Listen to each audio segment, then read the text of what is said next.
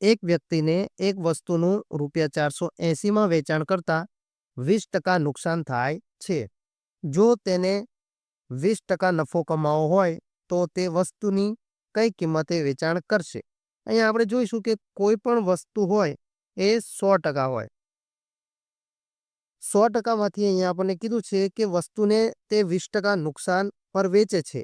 એટલે કે જો 100 માંથી 20% નુકસાન થાય તો આપણી પાસે 80% વધે અને 80% બરાબર આપણને આપ્યા છે 480.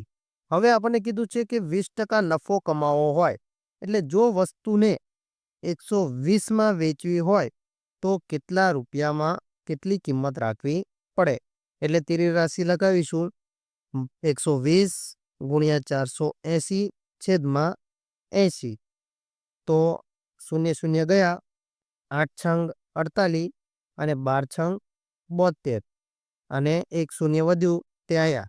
એટલે કે હવે આપણે જો 20% નુકસાન ઉપર 480 માં વેચતા હોય અને 20% નફો કમાવો હોય તો આપણે ₹720 માં તે વસ્તુ વેચવી પડે. તો આપણો જવાબ થઈ જશે સી, ₹720. વિડીયોને લાઈક કરી દો, તમારો જવાબ કોમેન્ટ કરી દો અને આપણી આ ગુજરાતી ગણિત ચેનલ પર નવા હોય તો ચેનલને સબસ્ક્રાઇબ કરી દો અને તમારા મિત્રો સુધી શેર કરી દો.